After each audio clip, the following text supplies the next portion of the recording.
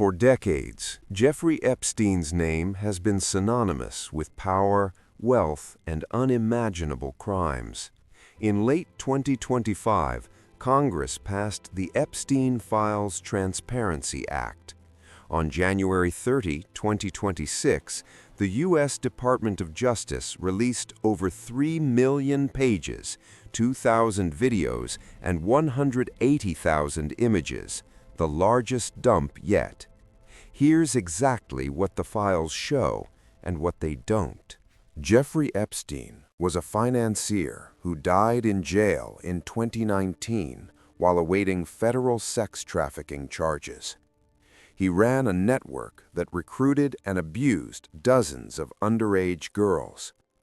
His longtime partner, Ghislaine Maxwell, was convicted in 2021 and is serving 20 years. Epstein owned a Manhattan mansion, Palm Beach Estate, New Mexico Ranch, and 2 private islands in the U.S. Virgin Islands, one nicknamed Pedophile Island. He flew the rich and famous on his private jet, known as the Lolita Express. In November 2025, President Trump signed the Epstein Files Transparency Act. The DOJ missed the December deadline, but on January 30, 2026, released the largest batch ever, bringing the total to nearly 3.5 million pages. The files are now public at justice.gov/Epstein, age-gated. But critics say millions more pages were identified, yet withheld. Redactions are inconsistent, and some victims' names were accidentally exposed. Being named does not mean guilt or involvement in crimes.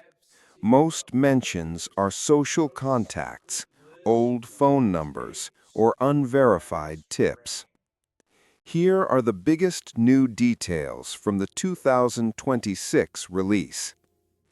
Unverified FBI tips from 2025 list salacious but uncorroborated allegations against Donald Trump. Emails show Elon Musk coordinating possible 2012-2013 island visits and asking about a wildest party. Musk says he declined. Bill Clinton appears in depositions.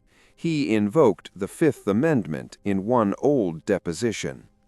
Clinton denies ever visiting the island. Other names: Howard Lutnick, Steve Bannon, Lawrence Summers, Catherine Rumler, Deepak Chopra. Epstein updated his trust 2 days before death, leaving millions to lawyers, Maxwell, and others.